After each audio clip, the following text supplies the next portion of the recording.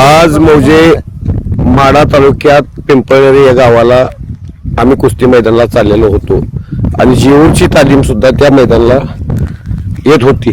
जेऊरच्या तालमीचे जवळजवळ 20 ते 25 पैलवान या पिकअप गाडीमध्ये बसून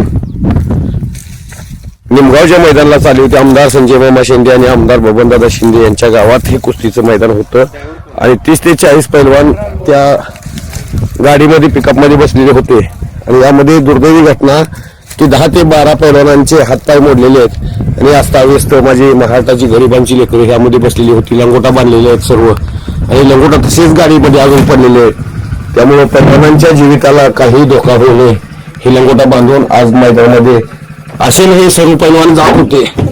फार वाईट वाटते।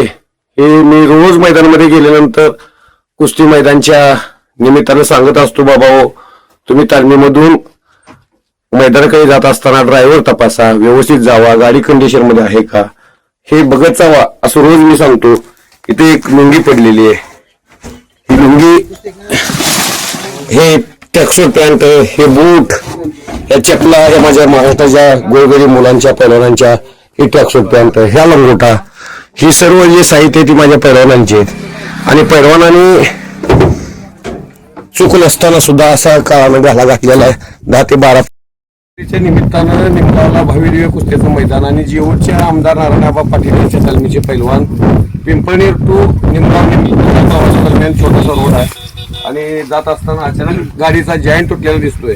जॉईंट तुटल्यामुळे पैलवान हे दुखापतग्रस्त झालेले, कोणाचा पाय मोडलाय, कोणाचा हात मोडलाय, पैलवानकीसाठी निघालेली पोर यांचा कोणाचा लंगोटा आहे काही गाडीमध्ये, कुणाची लांग खेडी आहे, कुणाची ट्रॅक्टर पॅन्ट आहे, ही लंगोटा आहे। 7 वर्षापूर्वी क्रांतिकारकांना कुंडली या तालमीचे पैलवान 5 पैलवानांनी एक ड्रायव्हर मोठी पडली होती, पायाची सूज, बूट, ते सर्व चपला महाराष्ट्राच्या गोरगरिबांच्या मुलांच्या चपला हे सर्व पडलेले आहेत। रोज मैदानामध्ये गेल्यानंतर मी सांगत असतो, बाबा हो घरी कोणतरी आपली वाट बघते, आई वडील सोडून तुम्ही तालमीमध्ये असता आणि आशेने पैलवान गेले असते। मैदानाला जो फिरतो पैलवान तो लंबिरेचा घोडा असतो आणि चांगला पैलवान असतो। हे चांगले पैलवान आहेत। पांडुरंगाची त्यांनी प्रार्थना करूया की कुणाच्या जीविताला हानी होऊ नये, हीच प्रार्थना करू शकतो। आता याच्या व्यतिरिक्त काय करू शकत नाही। सर्वांना सदिच्छा आहेत, पाहू लवकर।